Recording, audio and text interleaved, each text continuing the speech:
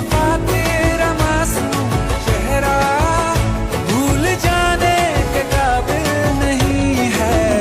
खूबसूरत बहुत है तू लेकिन दिल लगाने के काबिल नहीं है।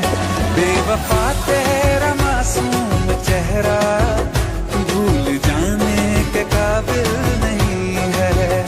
भूल सामने तुम हो और मैं तुमको छू भी ना पाऊं, पास ना आऊं, मार दे मुझको जान भी ले ले, मेरे यकीन को जीने दे।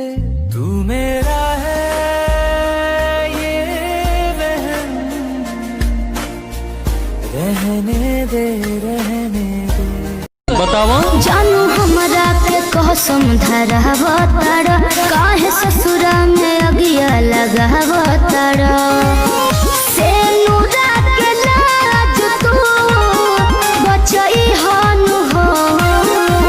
हमरो सुना भले भतरा के सुतई हो का तो किया लगई हो।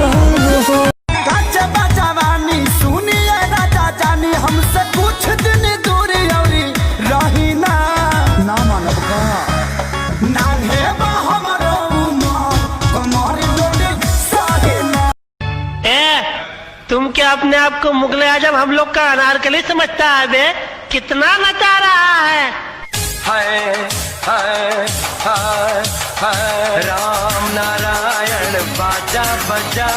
अरे आब के हम गोला हई दूरे रहा बाबू। रसगुल्ला देखी जरा नहीं के काबू। काहे देखे क्या पसीना छूट गए। हमारा हिला के न चलू जाए।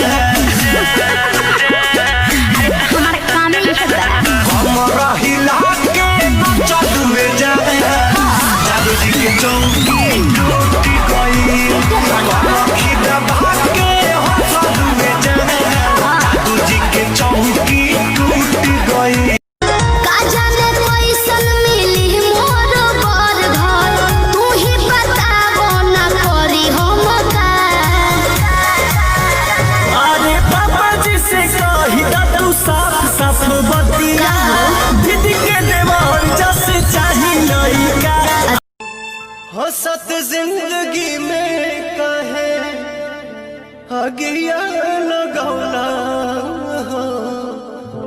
झूठो के राम जी दिल तुम बनौला हो। ऊपर से प्रीत के रोग धरौला हो।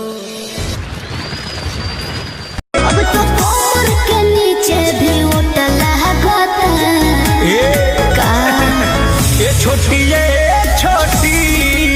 तहरा चोटी से